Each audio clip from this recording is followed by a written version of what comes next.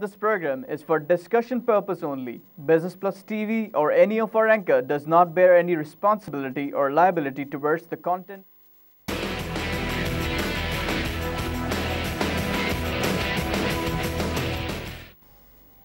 बिस्मिल्लाहिर्रहमानिर्रहीम। अस्सलाम वालेकुम नाज़रीन, कराची मरकज़ से मैं हूँ आपका मेज़बान खलील अहमद। आप देख रहे हैं प्रोग्राम आप और कारोबार।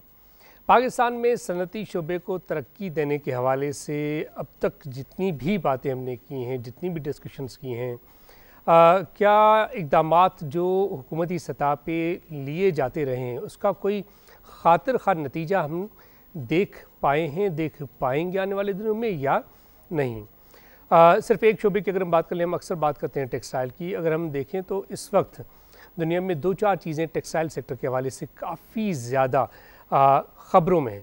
एक तो ये कि ये जो ट्रांस पैसिफिक पैक्ट की बात हो रही है, हालांकि अमेरिका नाखुश है उससे, वहाँ पे काफ़ी डिस्कशंस भी हो रही हैं, लेकिन उसके बावजूद हम देख रहे हैं कि ये मुआहदा आगे बढ़ रहा है। उससे दो चार मुल्कों को तो काफ़ी ज़्यादा फ़ायदा पहुँचा। ख़ासतौर पर हम वियतनाम की बात करते हैं। फिर जब हम बात करें चाइना की, तो हम ये देखते हैं कि चाइना में एक वक्त था ना कि हम कहते थे कि जी पाकिस्तान से काफ़ी ज़्यादा एक्सपोर्ट हो रही है। ख़ासतौर पे हम ग्रे फैब्रिक की बात करते थे, कॉटन यान की बात करते थे कि पाकिस्तान से ये चीज़ें एक्सपोर्ट होती हैं चाइना। और जब हम चाइना और पाकिस्तान की तिजारत की बात करते हैं तो हम रफली स्पीकिंग कोई 12 से 15 बिलियन अमेरिकन डॉलर्स की बात करते हैं कि जी ये हमारी ओवरऑल तिजारत है चाइना के साथ। हम फ्री ट्रेड एग्रीमेंट जब साइन हुआ था 2007-8 में, उससे लेकर अब तक अगर हम देखें तो अगर 12 से 15 बिलियन अमेरिकन डॉलर्स की तिजारत है, या अगर हम 12 बिलियन अमेरिकन डॉलर जो 2014-15 की फिगर है उसको देख लें, तो पाकिस्तान से जो एक्सपोर्ट हुई है वो 2 बिलियन अमेरिकन डॉलर्स की, और चाइना से जो इंपोर्ट्स हुई हैं वो तकरीबन 10 बिलियन अमेरिकन डॉलर्स की, यानी बहुत ज़्यादा इम्बैलेंस है ट्रेड में। इसको देखते हुए फिर अब जब मैं देखता हूँ कि वियतनाम इस वक्त, चाइना इस वक्त, ये दो ममालिक हैं जो चाइना की ख़ास तौर पर कॉटन यान और टेक्सटाइल रिलेटेड रॉ मटेरियल की जब हम बात करते हैं, इसको वो काफ़ी ज़्यादा कैप्चर करने की कोशिश करें, काफ़ी हद तक कैप्चर कर भी चुके हैं। यानी पाकिस्तान की जो एक्सपोर्टें हो सकता है कि मज़ीद कम हो चाइना की तरफ। फिर जब हम देखते हैं कि पाकिस्तान में जो इन्वेस्टमेंट का सिनारियो है वो ऐसा इतना पॉजिटिव हम नहीं देख रहे। 2007-8 में जो फिगर्स आई थी, कोई 5.5 बिलियन अमेरिकन डॉलर्स की हमने बात की थी कि जी फॉरेन डायरेक्ट इन्वेस्टमेंट आई है। उससे लेकर अब तक जब देखें तो हम डिक्लाइन की तरफ ही जा रहे हैं। फॉरेन डायरेक्ट इन्वेस्टमेंट के हवाले से कॉन्फ्रेंसेस तो होती रही हैं, उसमें वज़ीर आज़म साहब ख़ुद भी तशरीफ़ लेके वहाँ पे लोगों से बातचीत करते रहे हैं, और फिर यहाँ से डेलीगेशंस भी जाती रही हैं। इस्लामाबाद में एक बड़ी इन्वेस्टमेंट कॉन्फ्रेंस हुई थी ये बोर्ड ऑफ इन्वेस्टमेंट की तरफ से, लेकिन उसका एज सच तो हम कोई खातिर खा नतीजा नहीं देख रहे। लेकिन Punjab board of investment trade के हवाले से मैं इस वक्त जो खबरें देख रहा हूँ उसके मुताबिक तो ये कि तकरीबन 1.1 बिलियन अमेरिकन डॉलर्स की इन्वेस्टमेंट मुख्तलिफ सेक्टर्स में वो लाने की कोशिश कर रहे हैं। सिंध बोर्ड इन्वेस्टमेंट और इसी तरह जो प्रोविंशियल इन्वेस्टमेंट बोर्ड्स हैं उनका किरदार बहुत ज़्यादा अहम हो सकता है। अब जब हम बात करें कुछ और शोबों की कि पाकिस्तान में सनती शोबे को बढ़ावा देने के हवाले से क्या इक़दामात होने चाहिए सूबाई सतह पे और वफाकी सतह पे, तो एज सच कोई इस वक्त तो सिनारियो पॉजिटिव नज़र नहीं आता किसी भी हवाले से। अगर हम देखें और कंपेरिजन करें उन ममालिक से जिनके साथ हमारा किसी हद तक थोड़ा बहुत मुकाबला है, क्या वजूहात है और इस हवाले से क्या होना चाहिए। SMEs की बात कर लें, जब withholding tax on financial transaction की बात हुई पिछले माली साल में, जब ये इंट्रोड्यूस हुआ और ये कहा गया कि जी withholding tax on financial transaction होगा और उससे कुछ बेहतरी आएगी in terms of tax collection की, जब हम बात कर रहे थे तो एक चीज़ तो सामने आई कि जी फाइनेंशियल डेप्थ की जो हम अक्सर बात करते हैं, फाइनेंशियल डेप्थ उसकी वजह से एज सच नहीं आने वाली। इसका मतलब ये कि जो फाइनेंशियल ट्रांजैक्शंस पे विदहोल्डिंग टैक्स की बात की गई थी वो ऐसा इतनी खातिर खा ना तो कामयाब हुई और ना ही उसका कोई फाइनेंशियल डेप्थ के हवाले से कोई बेनिफिट हमारी इकोनॉमी को एज सच मिला। लेकिन रेवेन्यू कलेक्शन तो अगर पिछले माली साल की बात करें तो जो टारगेट था वो अचीव होता हुआ दिखाई दे रहा है। लग तो ये रहा है कि उससे ज़्यादा एक्चुअल फिगर्स जब आएंगी तो हम उसको देखेंगे। ये तमाम चीज़ें हैं जिस पर हम बात करेंगे। इसी वाले साझे में स्टूडियोज़ में ज्वाइन किया ज़फ़र इकबाल साहब ने, आप सदर हैं small and medium enterprises alliance के। ज़फ़र साहब प्रोग्राम में खुशामदीद कहते हैं। बहुत शुक्रिया आपका, मोस्ट वेलकम। आपके साथ तशरीफ़ फरमाएं शमीम अहमद फिरपो साहब, आप चेयरमैन हैं फिरपो ग्रुप ऑफ कंपनीज़ के। शमीम साहब प्रोग्राम में खुशामदीद कहते हैं। वालेकुम सलाम। ज़फ़र साहब, ये जितने भी मामला हम अक्सर डिस्कस करते हैं, चाहे वो SMEs के हवाले से बात करें या ओवरऑल इकनॉमिक सिनारियो की बात करें, पाकिस्तान में हम बातें तो करते हैं IMF की। अगर हम इस वक्त की जो भी एनालिसिस है उन चीज़ों को देखें, जो वो बातें करें, उसको देखते हुए तो लगता है कि पाकिस्तान में इस वक्त सब चीज़ें बड़ी अच्छी चल रही हैं। पावर सेक्टर रिफॉर्म्स के हवाले से भी, बाकी जितनी चीज़ें IMF की तो इस वक्त जो रिपोर्ट है वो पाकिस्तान के हवाले से मैं जब उसको देखता हूँ तो मुझे पॉजिटिव नज़र आती है। लेकिन फिर IMF खुद ही ये कहता है कि जी पावर सेक्टर के रिसीवेबल जब हम बात करते हैं, जब PWN की हुकूमत आई 2013 में तो कोई 500 बिलियन रुपीज़ के करीब तो दे दिए गए, वॉटेवर, चाहे वो प्रोसीजर्स की एप्लीकेशन हुई या नहीं, लेकिन पैसे दे दिए गए। लेकिन अब इससे देखें तो 600 बिलियन रुपीज़ से ज़्यादा के फिर रिसीवेबल्स आ गए। ये मामला कैसे आगे बढ़ेंगे? देखिए, आपने बहुत अच्छी निशानदही करी। IMF का मेरे ख्याल में नज़रिया ये होता है कि वो जो शराइत और कड़ी शराइत जो हुकूमत को देते हैं, उनमें से जो वो शराइत मान लेते हैं तो उनका जो एटीट्यूड और उनका जो ओपिनियन है वो पॉजिटिव हो जाता है, और जो शराइत अगर उसमें देर करते हैं या नहीं मानते या उसको तजब्जुब में होते हैं तो फिर वो नेगेटिव उस पर ओपिनियन देने लगते हैं। तो ये नेगेटिव पॉजिटिव उनकी जो है वो उसकी डिक्टेशन और उनकी शराइत को मानने या ना मानने के ऊपर मुनसर करता है। आपकी जो बात है कि बिज़नेस और इंडस्ट्री के डेवलपमेंट की, ये हम बार बार ये बात कर चुके हैं और आपसे और मुख्तलिफ चैनल्स पे कि ये देखिए, जब तक मुल्क में यहाँ पे ग्राउंड रियलिटीज़ जो हक़ाइक़ हैं और सहूलतें उनको मुहैया नहीं की जाएंगी, इंफ्रास्ट्रक्चर है जिसमें आपकी ये बिजली, पानी, गैस, टेलीफोन, ये सारी सहूलतें जो बुनियादी चीज़ें, रॉ मटेरियल, अच्छा फिर आपके रूल्स रेगुलेशंस। अब मैं इस बार ये बात हुई है कि जब तक आप complexity of rules and regulation, duplicity और उनको आप कम नहीं करेंगे तो यहाँ काम कैसे करना आसान होगा, आप ये बताइए। दर्जनों इदारे हैं जो एक छोटे या दरमियाने या बड़े दर्जे के इदारे को वो हाउंड करते हैं, उनके पीछा करते हैं। अब अगर वो उनके लिए सारा उनमें लग जाए और उनको हैरेसमेंट हो तो वो अपना काम करेंगे या इनके जवाबात या इनकी जो ज़रूरियात या इनके जो रूल्स रेगुलेशंस हैं उसको फॉलो करेंगे। आप वन विंडो ऑपरेशन हो, एक टैक्स ले लें, चाहे वो सबको आप बांट लें आपस में, लेकिन जो बिजनेसमैन या इंडस्ट्रियलिस्ट हैं उनको आप तकलीफ ना पहुंचाएं कि वो 10, 12, 15, 20, 25 इदारों की वो रिक्वायरमेंट्स पूरी करते हैं। और फिर टैक्स की कैटेगरीज देखें, सिर्फ विदहोल्डिंग टैक्स की कैटेगरीज देखें, 50 से ज़्यादा different categories, number of taxes, number of rules regulations, इसको हर आदमी, बड़े से बड़े पढ़े लिखे आदमी को भी उसको समझना, उस पर अमल करना तकरीबन नामुमकिन है। आप जब तक बिल्कुल सिंप्लीफाई नहीं करेंगे, आसान नहीं बनाएंगे, लोगों को काम करने पे या उनको मेहनत करने पे तवज्जो नहीं होगी तो इन्हीं चीज़ों में पड़े रहेंगे। अच्छा, फिर उनको थ्रेट्स आते हैं, फिर उनको आपकी वो नोटिसेज आते हैं, ये आते हैं, वो उनको भुगते हैं या ये अपने काम में लगे। दिमागी सुकून नहीं होगा, आप तवज्जो नहीं देंगे, आप कंसंट्रेट नहीं करेंगे बिज़नेस या उसके डेवलपमेंट पे, तो बिज़नेस बढ़ेगा कैसे? ये तो श्रिंक ही होगा ना।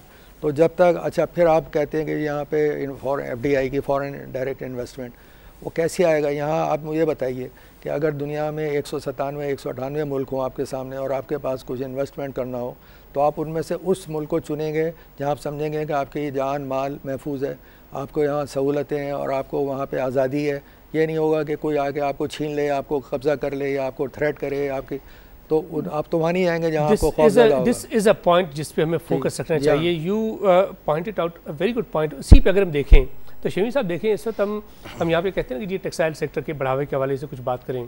टेक्सटाइल सेक्टर के लोग ये कहते हैं कि जी हमारे सेक्टर का आपकी GDP में शेयर तकरीबन 8% के करीब है, यानी इसका मतलब कि बड़ा अहम सेक्टर है। दूसरी बात है कि हमारी एक्सपोर्ट भी देखें, सबसे ज़्यादा कोई एक होता है $15 बिलियन अमेरिकन की एक्सपोर्ट सिर्फ टेक्सटाइल की थी, और अगर 25 थी। इस अगर माली साल की, जो पिछला माली साल गुजरा है, आउटगोइंग माली साल की अगर हम बात करें तो उसमें भी देख रहे हैं टेक्सटाइल तकरीबन 12 से 13 बिलियन अमेरिकन, तो तकरीबन अभी फिगर्स सामने नहीं है लेकिन है। इंडिया देखिए, इस वक्त इंडिया का फोकस टेक्सटाइल पे कितना है कि इंडिया कहता है कि अगले आने वाले 3 सालों में तकरीबन $11 अरब की फॉरेन डायरेक्ट इन्वेस्टमेंट तो हम सिर्फ टेक्सटाइल में लाएंगे। अगले आने वाले 3 साल में तकरीबन 1 करोड़ लोगों को जॉब्स देंगे। अगले आने वाले 3 साल में हम अपनी एक्सपोर्ट को बढ़ाएंगे। $30 बिलियन अमेरिकन की सिर्फ उनकी टेक्सटाइल एक्सपोर्ट की बात कर रहे हैं। हम सिर्फ बैठ के उनको देख रहे हैं, ऑब्जर्व कर रहे हैं।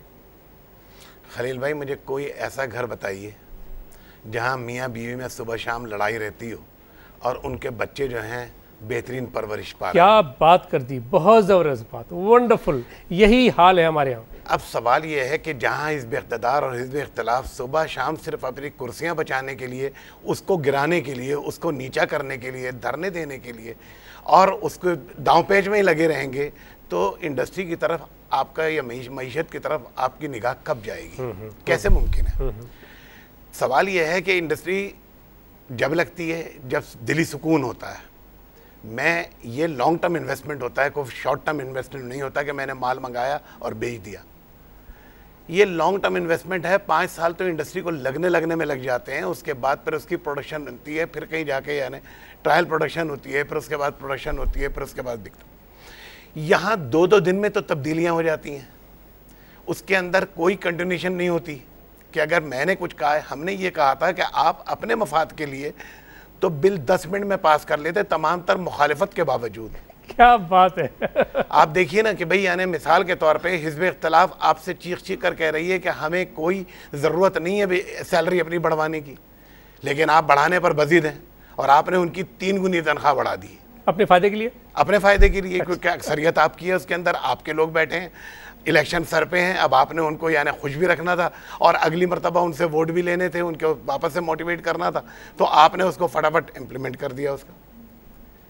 मुझे कोई एक दुकान या कोई एक ऐसा स्टोर बताइए जहाँ पर गरीब के लिए लिखा हो कि आलू 1 रुपये किलो होगा और अमीर के लिए 20 रुपये किलो होगा, तो फिर मैं कहूँ कि ये तनासुब आपका ठीक है कि आपने 13,000 से 14,000 किए, गरीब के 1,000 बढ़ाएं और अमीर के आपने अगर वो 3 गुने और 4 गुने उसकी तनख्वाह को कर दिया कि अगर वो 50,000 थी तो आपने 1.5 लाख कर दिया और अगर आपकी वो 1.5 लाख थी तो 4.5 लाख कर दिया आपने।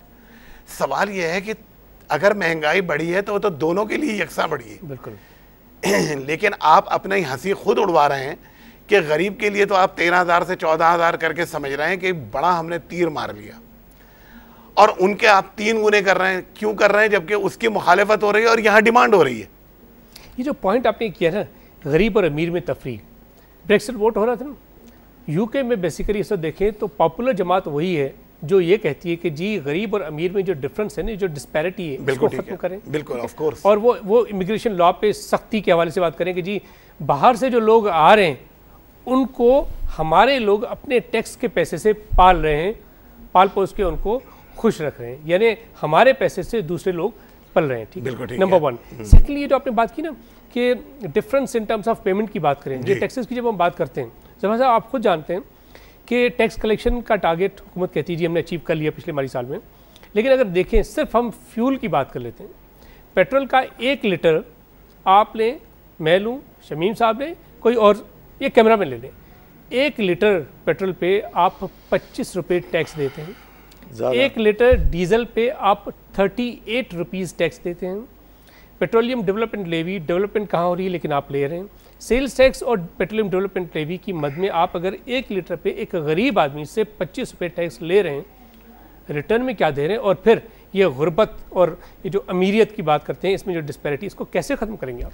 देखिए, ये ख़त्म नहीं हो सकती जब तक के गरीबों के, आवाम के और कॉमन मैन के नुमाइंदे असम्बलीज़ में और सेनेट में नहीं बैठेंगे। जो लोग वहाँ बैठे हैं, अभी तो गौर की ये कौन है, वो सब अरबपति बिलियनर्स। वो एक क्लब बना हुआ है जो सिर्फ अपने मफादात को सेफ गार्ड करता है। अब वहाँ कोई गरीबों का नुमाइंदा है, आप मुझे बताइए, एक बता दिए, कॉमन मैन का है, मिडिल क्लास का है, तो फिर जब नहीं सोच सकता तो वो ये कैसे सोचेंगे, उनका कौन सोचेगा कि उनकी गरीबी या उनकी मुश्किलात दूर की जाए। वो सिर्फ अपने मफादात और अपनी जो प्रॉब्लम्स हैं उनको सॉल्व करने के लिए हैं। बाकी आवाम की उनको मेरा ख्याल अंदाज़ा भी नहीं है कि आवाम की गरीबी में क्या क्या तकालीफ हैं और उनको किस तरह उनको मुसीबत में और मुश्किल से ज़िंदगी गुजार रहे हैं। तो आपका ये कहना है कि अगर हो जाए तो हम किससे, आप बताएं, किससे फरियाद करेंगे, किससे शिकायत करेंगे? जो लोग आपके कानून बनाने वाले हैं, जो कुछ कर सकते हैं, वही कुछ नहीं सुनते या वही नहीं कर सकते, तो फिर कौन करेगा? सोशल मीडिया पे आप देखिए कि सोशल मीडिया पे जो आजकल एक चीज़ है वो ये है कि इस गरीब मुल्क में आप देखें तो वज़ीर आज़म साहब जब बाहर से यहाँ तशरीफ़ लाते हैं तो सिर्फ जो खर्चा रहा है, सिर्फ छोटा सा एक अमाउंट है, 30 करोड़ रुपया।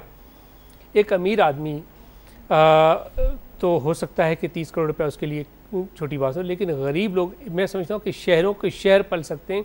30 करोड़ रुपया आप सिर्फ वहाँ से यहाँ आने में खर्च कर देते हैं। नहीं, देखिए बात सुने, जो बहुत अमीर हैं वो भी नहीं करते। मैं आपको एक मिसाल बताऊं, मैंने एक दफ़ा पढ़ा था कि David Cameron, prime minister UK, वो स्पेन गए हुए थे। स्पेन से उनको एक मीटिंग के लिए कोई उनके यहाँ इमरजेंसी हुई तो उनको फ़ौरन जाना पड़ा, तो उन्होंने स्पेनिश एयरलाइन की फ़्लाइट, कॉमन फ़्लाइट में बैठ के जो आम थी मुसाफिरों की, वो वहाँ गए लंदन। तो उन्होंने तो नहीं कहा कि मुझे कोई जहाज़ भेजो या मुझे चाहिए, हालांकि वो अफोर्ड कर सकते थे और उसकी सीट भी अच्छी हो। सीट भी नहीं, देखिए 1-2 घंटे की फ़्लाइट है, ये 7 घंटे की थी। तो 7 घंटे की फ़्लाइट में अगर वो PIA के एक आम फ्लाइट में भी आते और आगे वो बिज़नेस क्लास में होते, कंफर्टेबल फ़्लाइट है, तो क्या नहीं आ सकती थी?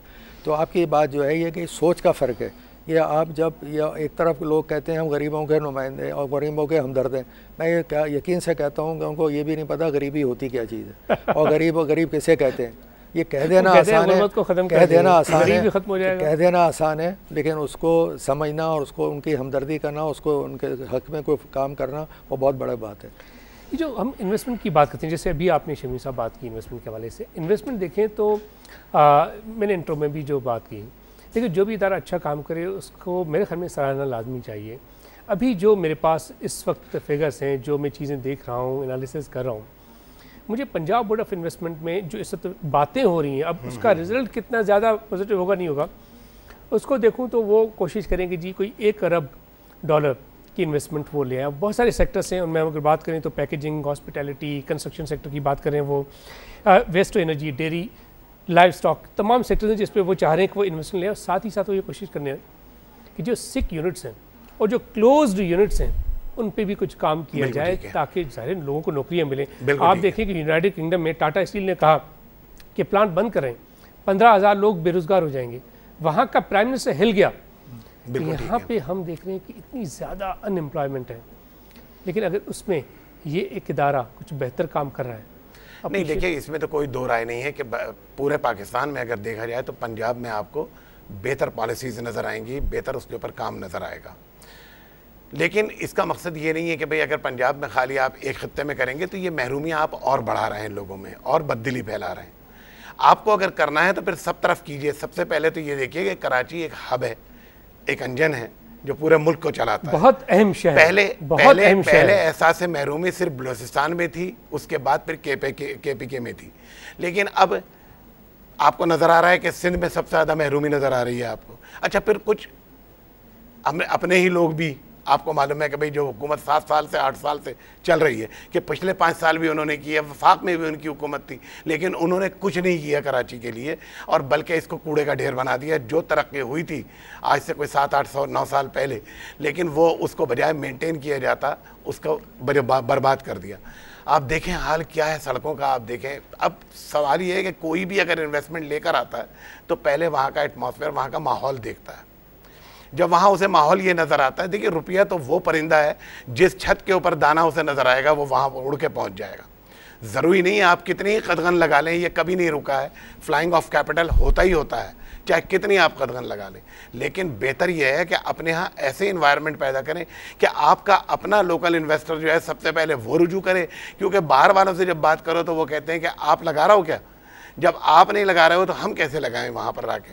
तो कहने का मकसद ये है कि हमें तो अपने मुल्क से मोहब्बत है, हमें प्यार है, उन्हें तो हमारे मुल्क से कोई मोहब्बत या प्यार नहीं है। ये जो लोकल इन्वेस्टमेंट की आपने बात की ना, अब देखिए जैसे फॉरेन इन्वेस्टमेंट है दुनिया में, अगर आप देखें तो डेवलप्ड कंट्रीज़ और डेवलपिंग कंट्रीज़ की बात करें तो ज़्यादातर जो गैर मुल्की सरमायाकारी आती है वो डेवलपिंग कंट्रीज़ की तरफ आ रही है। $500 अरब से ज़्यादा एक साल में इन्वेस्टमेंट आती है डेवलपिंग कंट्री की तरफ। वो ममालिक जो डेवलप हैं वहाँ पे इतनी ज़्यादा नहीं आ रही।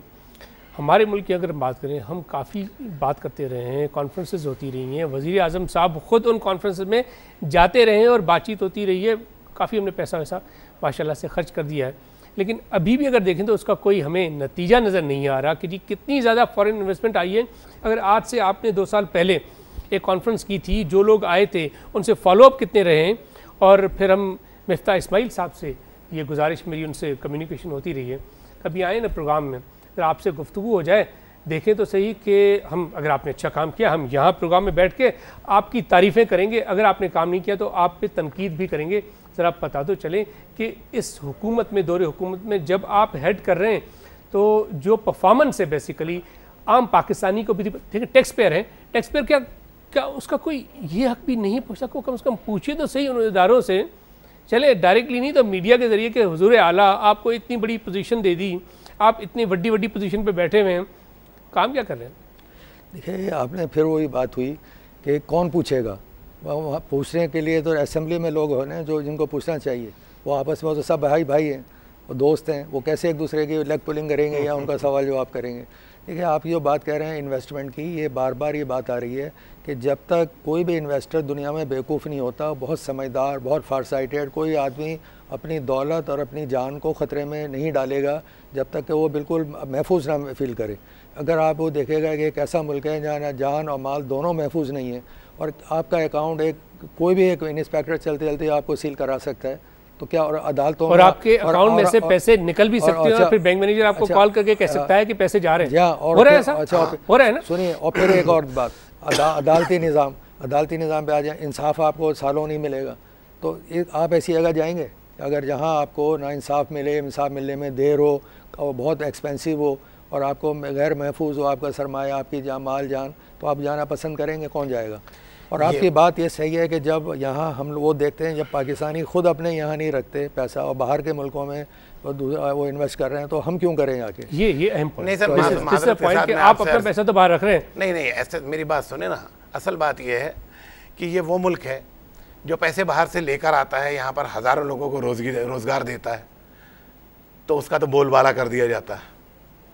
एक मिनट में ऐसा लगा जैसे पता नहीं क्या हो गया, कितना बड़ा छापे मार दिया, सब कुछ कर दिया, सारी फोर्सेस लग गए उसके अंदर, जंग जीत ली हमने।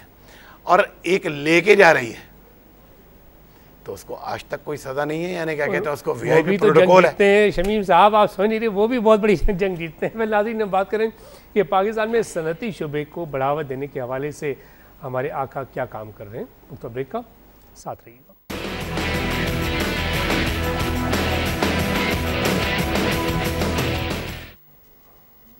वेलकम बैक नाज़रीन, बात करें कि सनती शुबे को बढ़ावा देने के हवाले से हुकूमती इक़दाम कितने ज़्यादा खातिर ख़ार नताइज ला सके हैं अभी तक। और हम अक्सर गैर मुल्की सरमायाकारों की बात करते हैं कि आइए हमारे मुल्क में इन्वेस्टमेंट कीजिए, ऐसे कि यहाँ पे सिनारियो काफ़ी अच्छा है। कोई 20 करोड़ की हमारी आबादी है, उसमें अगर हम देखें तो कोई 11 करोड़ के करीब हमारे वो लोग हैं जिनकी उम्रें 35 साल से कम है, यानी यंग पॉपुलेशन है। फिर अगर लिखें तो पढ़ी लिखी वर्कफोर्स है, स्किल वर्कफोर्स है। और यहाँ से आप जब पैसा लाएंगे तो जो भी रिपेट्रिएशन ऑफ कैपिटल होगी उस पर एज सच कोई रिस्ट्रिक्शन नहीं होगी। अब इन तमाम चीज़ों के बावजूद हम देख रहे हैं कि पाकिस्तान में गैर मुल्की सरमायाकारी एज सच नहीं हो रही। इसकी वजूहात क्या हैं? और फिर हम अक्सर बात करते हैं कि जी फ्री ट्रेड एग्रीमेंट होनी चाहिए। हम मलेशिया के साथ, श्रीलंका के साथ, हम चाइना के साथ ये जो फ्री ट्रेड एग्रीमेंट करते रहें, क्या इसका कोई बेनिफिट हमें मिला है? और अब हम बात करें कि तुर्की और थाईलैंड के साथ हम फ्री ट्रेड एग्रीमेंट करें, अच्छी बात है। अगर इससे कोई बेनिफिट पहुंच रहा है और हमारी अपनी सनत में बढ़ावा आ रहा है तो लाजमी किया जाना चाहिए। और फिर जो टर्म्स एंड कंडीशंस हैं, मुझे याद पड़ता है कि तुर्की के साथ जब बात हो रही थी PTA की, प्रेफरेंशियल ट्रेड एग्रीमेंट की, ये आज से नहीं कुछ साल पहले की बात है, तो तुर्की ने एग्रीमेंट हमारे साथ साइन नहीं किया था और बातचीत ही हो रही थी। वो इसलिए कि उनको ये लग रहा था कि शायद उनको कोई बेनिफिट ऐसा नहीं मिलेगा।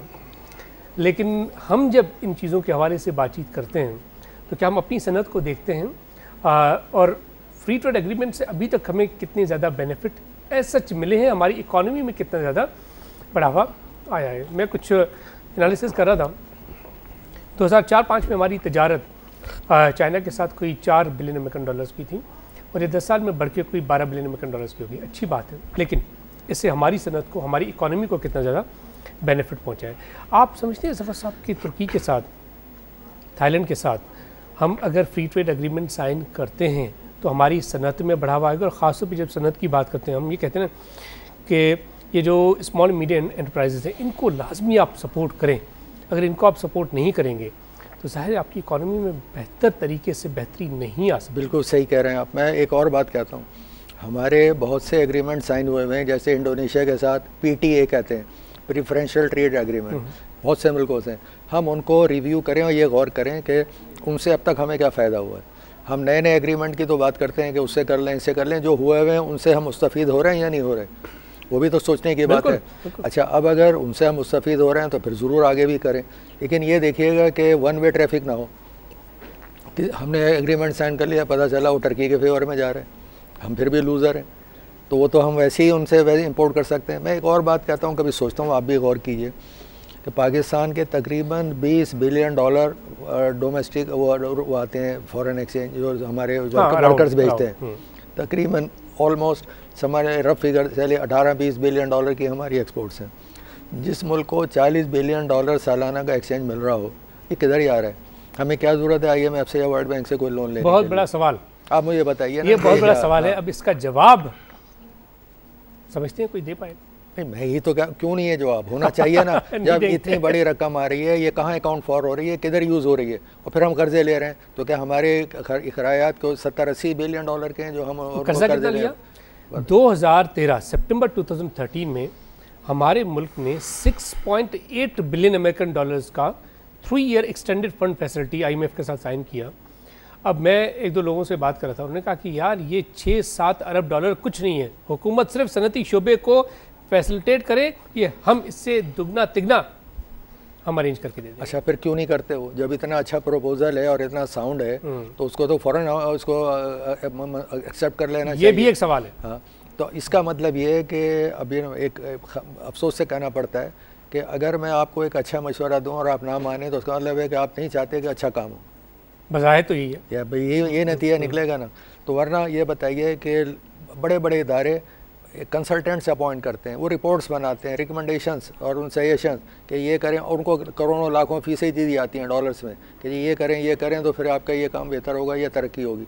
मुफ्त में कोई मशवरा मिल जाए उसकी कोई अहमियत नहीं है। अब हम यहाँ बैठ के जो मशवरे दे रहे हैं, कोई चार्ज तो नहीं कर रहे हैं ना, हम मुल्क से मोहब्बत और उसकी तरक्की, उसकी बेहतरी के लिए एक जहन नहीं मशवरा दें तो वो तो खैर सुनते नहीं, लेकिन अगर क्रिटिसिज्म करें तो उस पर उनको लाजमी तकलीफ पहुंचती है कि क्यों हमें क्रिटिसाइज करें। अरे क्रिटिसाइज कैसे नहीं करेंगे, आप काम करें ना, आप काम करें, अपनी तारीफ करें। अच्छा देखिए, एक बात सुने, क्रिटिसाइज भी तो वो करता है जिसको तकलीफ होती है। सही बात है। यानी अगर आप वो जो हिंड्रेंसेज हैं, जो रुकावटें हैं, वो दूर कर दें और आसानियाँ पैदा करें और सब चीज़ों, तो कोई बेवकूफ़ आदमी है जो बिला वजह किसी को क्रिटिसाइज़ करेगा उसके अच्छे काम करेगा। सही बात है। और जो अच्छा काम है उसको अच्छा कहा जाएगा, और अगर जो जिसमें ख़राबियाँ हैं उनको ये कहा जाएगा कि सही नहीं है। तो ये क्रिटिसिज्म तो नहीं हुआ, ये तो हेल्दी क्रिटिसिज्म है। हेल्दी इस पर एक नुक्ता यानी है सेहतमंद आना, ये तो एक वो है मशवरा। ये जो हम टैक्स रेवेन्यू कलेक्शन FBR की बात कर रहा हूँ, पिछले माली साल में हमने कहा जी 3.1 ट्रिलियन रुपीज़ जो है ना वो रियलिस्टिक फिगर नहीं है, लेकिन ज़ाहिर है दुनिया भर में तेल की कीमतें अब देखें कि अगर जुलाई 2014 में देखें तो $115 फ़ी बैरल थी, फिर ये कम होके $27 फ़ी बैरल फरवरी में आई, इसी साल फरवरी की बात करूँ कि $27 फ़ी बैरल तक पहुँची। इतनी ज़्यादा डिक्लाइन हुई, बेनिफिट ज़ाहिर है हमें बहुत पहुँचा। हम जहाँ कहते थे कि जी 15 बिलियन अमेरिकन डॉलर्स हर साल हम तेल की बहुत बड़ा सहारा मिला जी, इंपोर्ट पे देते हैं, बहुत सेविंग हुई है। देखिए एक और बात गौर कीजिए, US में आज पेट्रोल $2 पर गैलन है, और हमारे यहाँ कितना है? हमारे यहाँ अभी भी 350 रुपये के करीब एक गैलन है, 350-400 रुपये। तो ये अभी भी, इसका मतलब हमारा मुनाफा इसमें पेट्रोल में हुकूमत का बहुत ज़्यादा है। आवाम को अभी वो रिलीफ नहीं मिल रहा पेट्रोल के ऊपर जो उनको मिलना चाहिए था। और एक और बात ये देखिए कि कितनी बड़ी सेविंग है, जैसे आपने सबने भी बात की कि अगर 15 बिलियन का बजट बिल हमारा होता था उसमें एक्सपेंस, और अगर वो 7 हो गया, बिल अगर 6-7 हो गया तो बहुत बड़ी सेविंग है। आपके डॉलर यहाँ भी बच रहे हैं, तो इसको भी तो आप गौर में इसको अकाउंट फॉर करें ना, वो कहाँ जा रहे हैं, किधर जा रहे हैं। एक तरफ वो बच रहे हैं, दूसरी तरफ आप कर्जे उससे ज्यादा ले रहे हैं आगे बढ़कर, क्योंकि आप जो कॉस्मेटिक्स काम कर रहे हैं, 23 अरब डॉलर के फॉरेन एक्सचेंज रिजर्व भी तो आपने दिखाने हैं ना सर। बहरहाल मैं आपसे एक बात अर्ज करूंगा दरअसल कि ये तो सारे सवालात और जवाबात हम बहुत अरसे से करते चले आ रहे हैं, देते चले आ रहे हैं, लेकिन ऐसे उनके कान बंद हैं बिल्कुल। पहले आंखें ही बनती हैं, अब कान भी बंद कर लिए हैं, अब सुनते भी नहीं हैं। सूरत हाल ये है कि जब हम माफियाज में घिरे हुए हैं, मुझे कितना शर्म आती है कि मैं अपना ही चोरी किया हुआ पानी खरीद कर अपने घर में मंगाता हूँ या अपनी फैक्ट्री पे मंगाता हूँ। सवाल ये है कि मुझे उसके लिए भी दरख्वास्त देते हैं खलील भाई, कोई रिक्वेस्ट करते हैं पहले कोई एक अखबार में मुझे कोई एक खबर बताइए कि कराची में कोई प्यासा मरा हो। प्यासा तो कोई नहीं मरा, एक खबर नहीं आई। लेकिन वो पानी लाइनों में नहीं आता, वो टैंकरों में जाता है। मेरा ही चोरी किया हुआ पानी मैं ही उसे खरीदता हूँ और फिर उसके बाद इस्तेमाल करता हूँ और जीता हूँ। अब मुझे बताइए कि जो बुनियादी चीज़ आज तक, माजरत के साथ कि पंजाब में भी पीने के पानी की शॉर्टेज है मुख्तलिफ शहरों में, इसमें मुल्तान भी शामिल है जिसके अंदर साहिवाल भी शामिल है, लेकिन आप कॉस्मेटिक्स काम कर रहे हैं जो नज़र आए, जो लोगों को आप कह सकें 5 साल के बाद कि देखो येलो लाइन चला दी, ग्रीन लाइन चला दी, ऑरेंज लाइन चला दी। क्योंकि ज़मीन में पानी की अगर लाइन चली जाएगी तो वो मैं कैसे कहूँगा कि देखो ये मैंने पानी की लाइन बिछा दी। तो कहने का मकसद ये कि जहाँ प्रायोरिटी सेट ना की जा सकी हो आज तक, या 68 साल के अंदर हम यही सोच रहे हों कि पाकिस्तान में क्यों बनाया था, इसका मकसद क्या था, हम एक दूसरे से मकसद पूछ रहे हों, तो वहाँ इंडस्ट्रियलाइजेशन की बात करनी तो बहुत बात की बात है। जो हम कॉटन पैदा करते हैं वहाँ पर आप देखिए कि 14-15 बिलियन की यानी क्या कहते हैं जो एक्सपोर्ट है, लेकिन हमसे कॉटन लेने के बाद बांग्लादेश कहाँ पहुँचा हुआ है? हम 4th largest cotton producer of the world हैं। लेकिन किस वजह से है वो? क्योंकि हम अपने आप को समझते हैं कि हम पूरी दुनिया में अकेले हैं। बिजली का रेट जो चाहे कर दें, पानी का रेट जो चाहे कर दें, गैस का रेट जो चाहे कर दें, मनमानी करने दें, इदारों को एक दूसरे के साथ लड़ने दें। वापडा कहता है कि जी ये KESC का कसूर है कि मैं पानी नहीं दे सका इसलिए कि उसने बिजली नहीं दी, लाइन फट गई। तो ये सारी चीज़ें जब राब्तों का फुकदान है, एक दूसरे से लैक ऑफ कम्युनिकेशन है, और जब आप उसकी तरफ तवज्जो नहीं देंगे और अपनी मसले हल करने बैठे रहेंगे, अपने उल्लू सीधे करते रहेंगे कि भाई ठीक है तनख्वाहें बढ़वा लो, बिल पास करा लो, जिस चीज़ में मुखालिफत हुई आप देखिए कि वो 10 मिनट के अंदर पास हो गए, लेकिन जो चीज़ें करनी चाहिए वो नहीं कर रहे। जफर साहब ने कहा ना कि भाई जो वहाँ बैठे हैं अगर मुतवसत तबके के लोग गए भी हैं तो वो भी वैसे ही हो गए, वो भी माशाल्लाह फिर बिलियनर हो गए। वो भी बिलियनर हो गए, कोई गए ही नहीं है। नहीं थे तो वो मिडिल क्लास से, अब तो वो भी मैं कह रहा हूँ आपसे, मैं वही अर्ज कर रहा हूँ कि जो गए भी, देखिए ना जो गए भी, मैं यही आपसे अर्ज कर रहा हूँ जिन गाड़ियों में आते हैं ना, हाँ वो गाड़ियाँ देख लेना आप। बस देखिए एक और बात सुने, गाड़ियों के अलावा VIP कल्चर में आ जाते हैं ना कि उनके लिए प्रोटोकॉल्स, उनके लिए VIP लाउंजेस, उनके लिए VIP जो एयरपोर्ट पे लाउंज है, तो ट्रैवल उनके यानी गार्ड सिक्योरिटी सब वो तो कल्चर चेंज हो जाता है, वो भी फिर उसी में शामिल हो जाते हैं। देखिए मैं आपको एक और बात बताऊँ, मुझे अफसोस के ये कहना पड़ रहा है कि आप हमारे यहाँ जो प्रॉब्लम्स आ रही हैं कोई इस पर कभी नहीं गौर करता कि तेज़ी से आबादी बढ़ रही है। जब तक आबादी को पॉपुलेशन कंट्रोल पे काम नहीं होगा, मुझे याद है कि सिर्फ अयूब खां के दौर में उनके यहाँ होता था 2 बच्चे अच्छा घराना, और आज हमने उसको भुला दिया। तेज़ी से आबादी बढ़ रही है। जब ईस्ट पाकिस्तान हमसे अलग हुआ तो हमारी टोटल आबादी थी तकरीबन 7 करोड़, और ये 71 की बात है। तो हमारी थी तकरीबन 3-3.5 करोड़, उनकी थी हमसे 7 करोड़ 70 मिलियन 70 मिलियन। और आज हमारी आबादी जो है 300-350 करोड़ को बढ़ के 20 करोड़ हो गई है।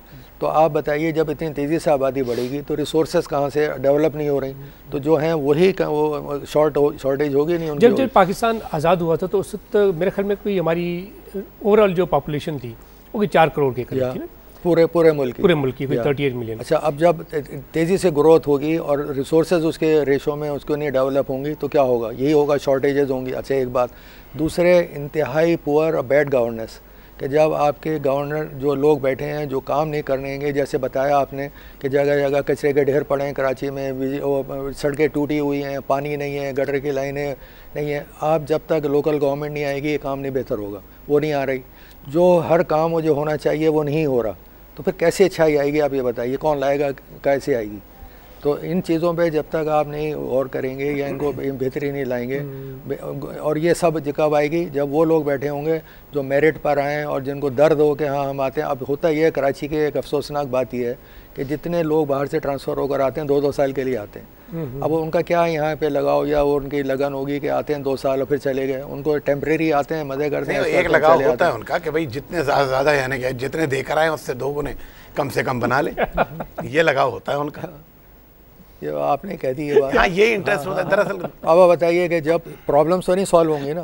अच्छा, बल्कि होता है जब आप उनको प्रॉब्लम्स बताएं 10 तो वो देखते हैं जो सबसे छोटी प्रॉब्लम है चलो उसको कर दें, ये जल्दी हो जाएगी, नाम भी होगा। जो बड़ी प्रॉब्लम है छोड़ो, ये तो सर का दर्द है, कौन इसमें पड़े। 10 में से हमने 6 तो हल कर दी, बाकी 4 रहेगी ना, और असल वो 4 है। और असल वो 4 हैं जो जिनकी वजह से बुनियाद ठीक नहीं होगी। इमारत बनाने की कोशिश होगी लेकिन बुनियाद ठीक नहीं होगी। जब बुनियाद ठीक नहीं होगी तो वो रेत का ढेर साबित होगी।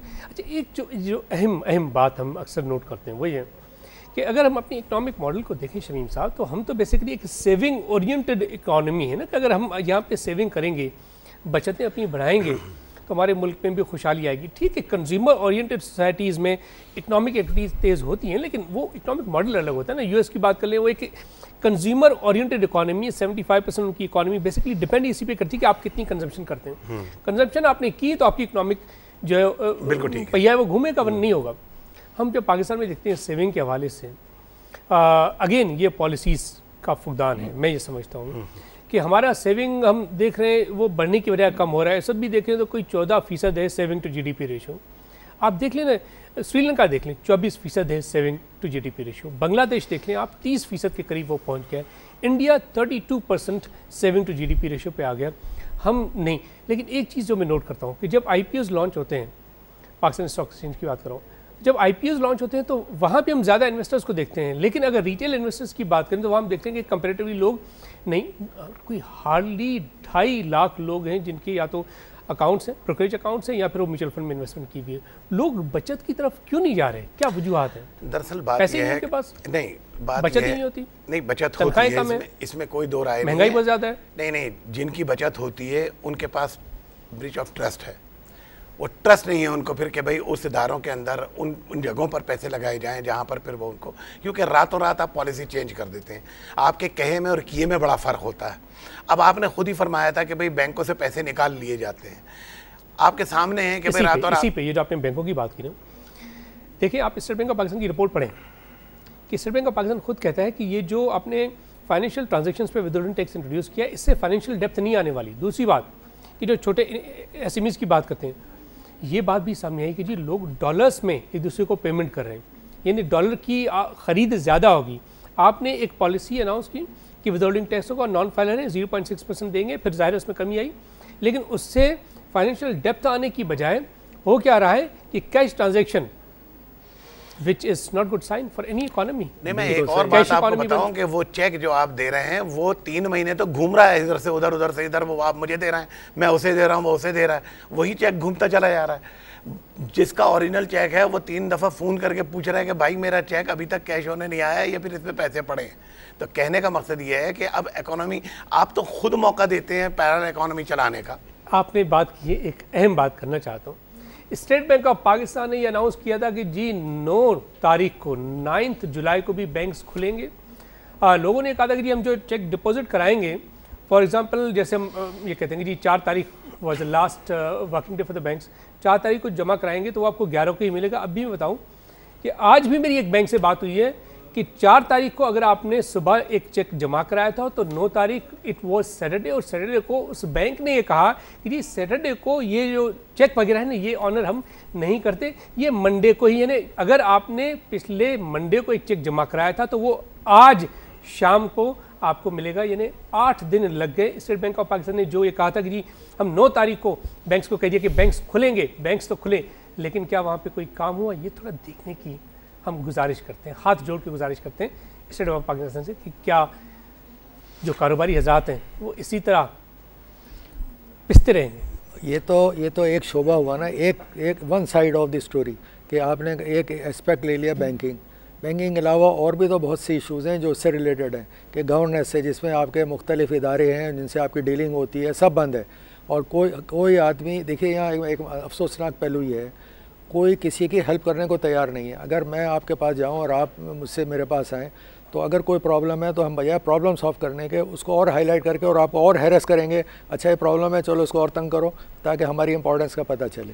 यानी ये आप अंदाज़ा लगाएं कि ये हमारा एटीट्यूड है, नेगेटिव एटीट्यूड। अगर हम एक दूसरे की हेल्प करें और उनको कहेंगे भैया तुम्हारा काम करने से ये फ़ायदा होगा और मुल्क का फ़ायदा होगा, कौम का फ़ायदा, तो कोई नहीं सोचता इस लिहाज से। वही देखते हैं मेरा क्या फ़ायदा होगा या मेरा क्या नुकसान होगा, वो इंटरेस्टेड ही नहीं है आपकी हेल्प करने के लिए। तो हेल्प कैसे होगी या बेहतरी कैसे आएगी, आप बताइए मुझे। बिल्कुल।